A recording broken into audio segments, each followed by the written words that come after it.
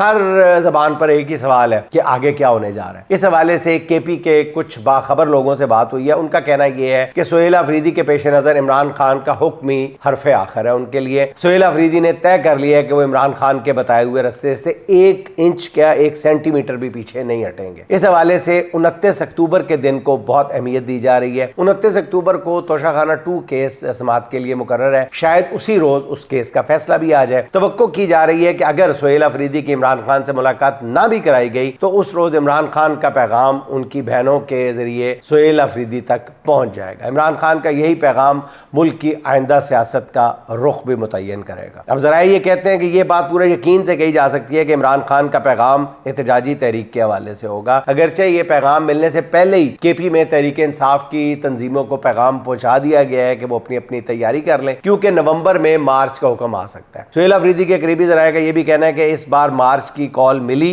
तो हालात बिल्कुल मुख्तलिफ होंगे, क्योंकि सुहेल अफरीदी को 12 अजला क्रॉस करके पेशावर पहुंचने की कोई प्रैक्टिस नहीं है। इसलिए अब की बार जो भी मार्च होगा वो फैसला कौन होगा और नताइज के बगैर वापस नहीं पलटेगा। एक और बात नाजरीन जिसमें तब्दीली देखने में आई है, ख्याल था कि वो इस बार सिर्फ केपी के रास्तों को मुल्क से मुनक़ता करके वहीं पे धरना दे दिया जाएगा। इस हिकमत अमली पर भी दोबारा गौर किया जा रहा है और गालिबन इसको बदल दिया जाएगा, क्योंकि पार्टी के अंदर बहुत सारे लोगों की राय ये है कि ऐसा करने से बाकी मुल्क से ज्यादा परेशानी खैबर पख्तूनख्वा के अवाम को उठाना पड़ेगी। इसलिए अब भी तैयारी जो है वो इस्लामाबाद मार्च की जा रही है। सुहेल अफरीदी आइंदा 1-2 रोज में एक बड़ा ऐलान करने वाले हैं और बताया यह जा रहा है कि वो शायद तलबा यूनियंस पर पाबंदी खत्म करने का ऐलान कर दें। ये बहुत बड़ी मूव होगी, बहुत बड़ी मूव होगी। इसका मकसद भी यही होगा कि मार्च के लिए ज़्यादा से ज़्यादा ISF के नौजवानों को हरावल दस्ते के तौर पर इस्तेमाल किया जाए।